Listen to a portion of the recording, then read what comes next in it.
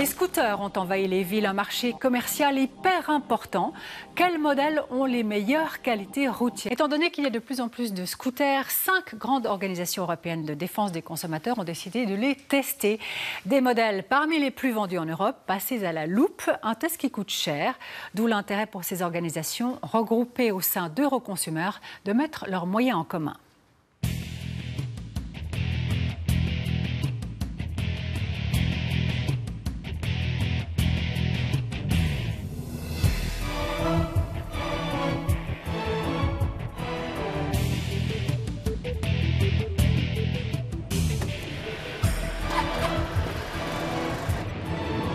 Nous retrouvons Steve Mesdag à Bruxelles. Lui et ses collègues, experts ou simples amateurs de scooters, vont tester 18 véhicules. Ils sont en route pour l'Institut belge pour la sécurité routière, où ces 2 roues vont être analysées sous toutes leurs coutures.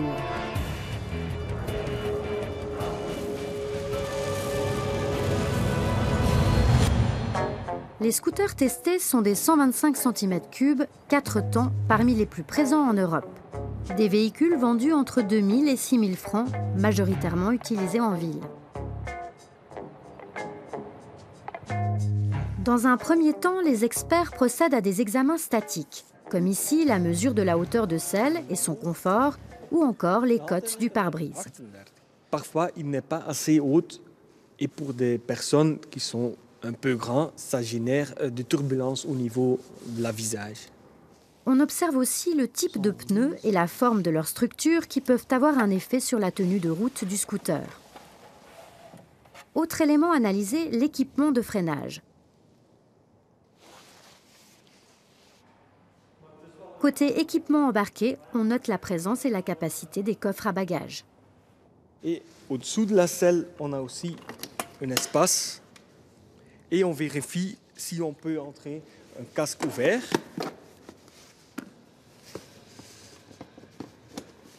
Ici, ça marche, mais on essaye aussi avec un casque intégral.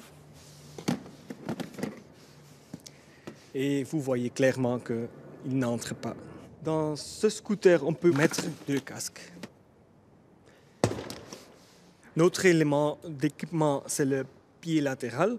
S'il est baissé, c'est impossible de démarrer le scooter. C'est un équipement de sécurité. Une des nouveautés au niveau d'équipement, c'est ce scooter est équipé avec un système start-stop. Ça veut dire que le moteur s'arrête et se redémarre automatiquement, par exemple, à un feu rouge. Deuxième étape du test, la mesure de l'accélération de chacun des scooters.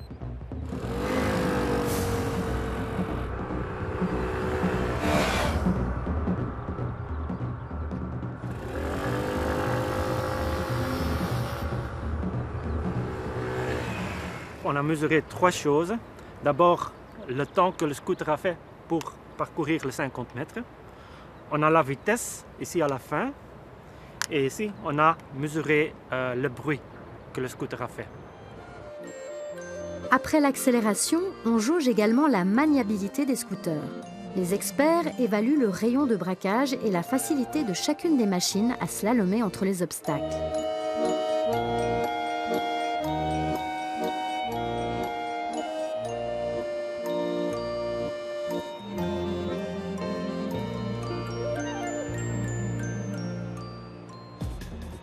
Place maintenant à l'élément de sécurité essentiel, le freinage.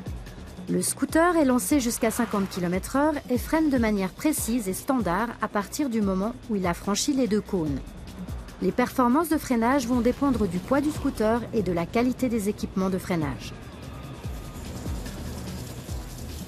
Dans un deuxième temps, les experts mesurent la distance entre le début du freinage et l'arrêt total de la machine, mesurée à la hauteur de la roue avant.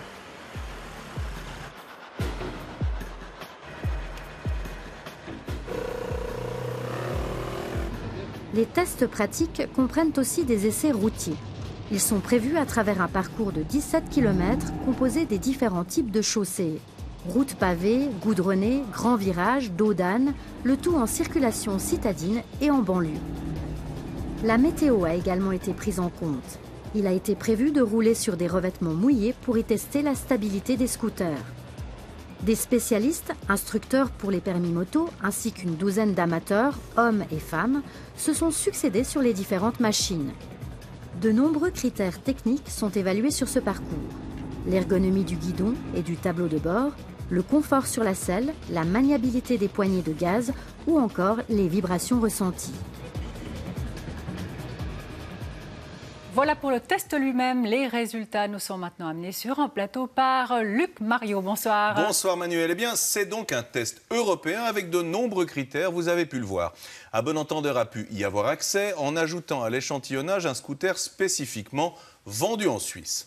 Parmi tous les modèles testés par Euroconsumer, nous avons choisi finalement de vous présenter ce qui est le plus pertinent pour vous, à savoir 8 scooters 125 cm3 disponibles en Suisse, un par marque, en privilégiant, quand c'était possible, les modèles testés parmi les 10 plus vendus en Suisse.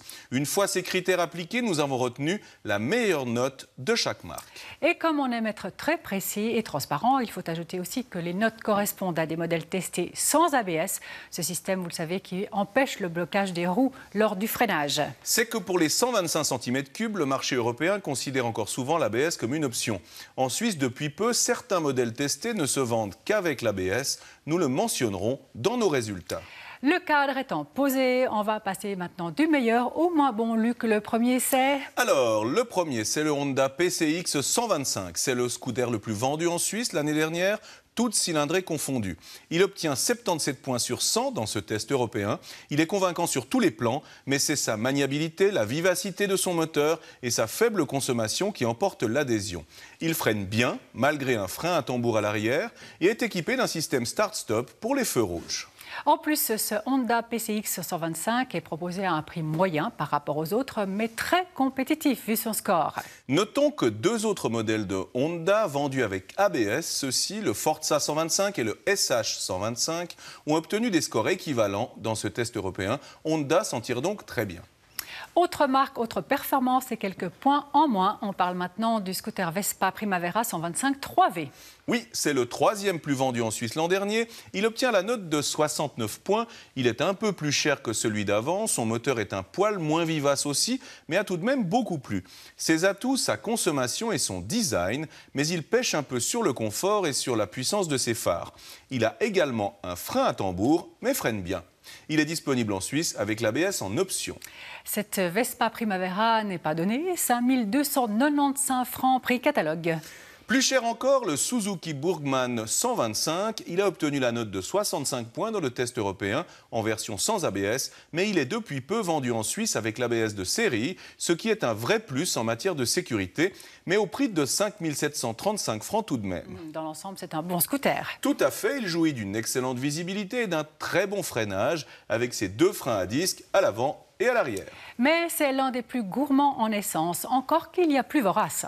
Exact, c'est le cas du Yamaha X-Max 125, 65 points également, sans ABS dans le test européen. Ses atouts, ce sont le confort de conduite et le confort tout court, particulièrement pour le conducteur, et un tableau de bord très complet. C'est le plus vorace en carburant de notre test, mais il freine bien avec ses 2 freins à disque. Ce Yamaha X-Max 125 est disponible en Suisse avec ou sans ABS. Alors avec 64 points, le Sim GTS 125i vient juste derrière, modèle sans ABS dans le test européen. Confortable pour le passager comme pour le conducteur, il freine très bien, accélère un peu moins bien que le Yamaha d'avant, mais consomme un petit peu moins. En Suisse, il est disponible avec l'ABS de série et un système start-stop pour 4 995 francs. Maintenant, pour presque 3 000 francs de moins, vous pouvez trouver un scooter tout à fait correct. Oui, le Tel Logic 125, la marque des magasins Landy. C'est le 2e scooter le plus vendu en Suisse l'année dernière et il affiche un prix imbattable de 1 995 francs, le moins cher de notre choix de scooter. À ce prix-là, il n'y a sans doute pas de miracle. Il obtient 58 points, c'est donc un scooter moyen, mais pas du tout indigne, moins confortable que d'autres, mais convenablement équipé et avec un freinage correct. Côté bémol, ce scooter pêche un peu en visibilité, dans la puissance de ses phares et dans la taille de son espace bagage. On continue à descendre dans ce classement avec 50 points sur 100. Moyen donc, vous avez le Kymco Agility 125 16+, pour 2825 francs. Un moteur peu vigoureux, des phares peu puissants, mais surtout un scooter qui ne freine que très moyennement par rapport aux autres, ce qui peut être un problème. Avec 2 personnes à bord, il met 1,52 m de plus que le meilleur, selon ce critère, pour freiner de 45 km/h à 0. Alors 1,52 m, ça peut paraître peu, mais ça peut suffire malheureusement pour heurter quelqu'un ou un obstacle. Oui, on terminera avec un scooter qui d'ailleurs passe sous la moyenne, avec 45 points sur 100 seulement dans ce test européen, le Piaggio Liberty 125 3V. Il coûte 2795 francs en Suisse. En cause, le confort du conducteur, une stabilité peu avenante et le manque de vivacité de son moteur. Et puis c'est aussi son freinage très moyen qui a retenu l'attention. Effectivement, parce qu'avec uniquement le conducteur à bord, il lui faut 1,23 m de plus que le meilleur scooter selon ce critère pour s'arrêter de 50 km/h à 0. Encore une chose, si nous vous avons parlé beaucoup d'ABS dans ce test, c'est que l'Union européenne prévoit de le rendre obligatoire sur les scooters neufs de plus de 125 cm3 dès 2017. Entre 50 et 125 cm3, ce sera soit l'ABS, soit un système de freinage combiné avant-arrière. Et la Suisse dans tout ça, eh bien, l'Office fédéral des routes va reprendre cette directive européenne. Oui, on parle donc bien des scooters qui seront achetés neufs en 2017. Alors en 2015, il vaut mieux acheter un scooter déjà équipé. En général, les experts considèrent que malgré le surcoût, l'ABS vaut vraiment la peine en matière de sécurité, particulièrement sur chaussées mouillées.